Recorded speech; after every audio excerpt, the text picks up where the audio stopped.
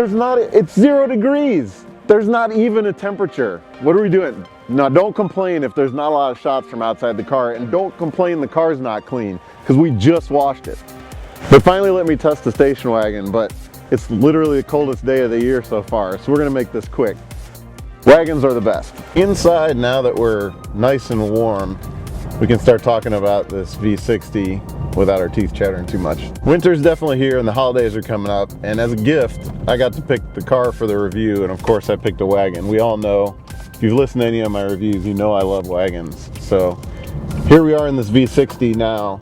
This really isn't much different to drive than the V60 sedan that we recently tested. This is the T5 version, so it has the 2-liter turbocharged, not the twin-charged engine.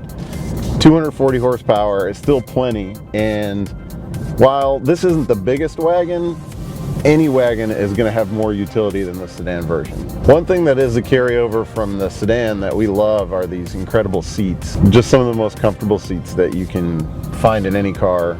It's always been something that Volvo's done, is create a seat that kind of feels like it hugs you. You sit down in it instead of sitting on top of the seat. Some of the things that we don't like that are a carryover are this center stack here. The instruments are kind of looking a little dated. They do look very familiar if you are a Volvo enthusiast or if you've owned Volvos in the past. It's very much the same here, but knowing what some of the new products have, obviously the new S90, V90 that are coming out have a much nicer display.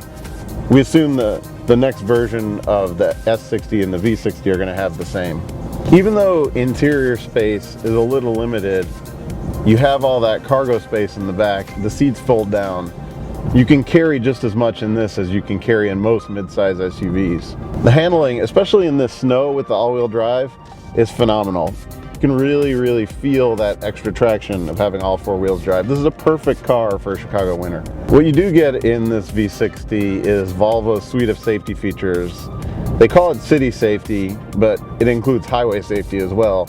You've got collision alert, you've got automatic braking, lane assist, blind spot monitor, all the great features that are coming on cars these days. Volvo are one of the pioneers of these kinds of systems, so these are some of the best you can get. Another great option you can get in this wagon is the Harman Kardon stereo system. It's really one of the better ones out there. You've got a lot of control over it. There's equalizer settings. You can tailor the sound the way you want it, and it really sounds great. While the seats are extremely comfortable, and you have a ton of legroom for your left leg here, there's tons of space. This center control system is too wide. Some of these controls could have been stacked more vertically, and this whole thing could be smaller. You can really feel if you put your hand around it, there's nothing to this. It's very thin, but it protrudes right out to where your knee is, and it kind of digs into your knee. So they really, hopefully with the new version, they're going to address that and give you more space for your legs. One of the things we've complained about before that bugs us about some cars is there's too many ways to do the same thing, and the controls are a little overcomplicated.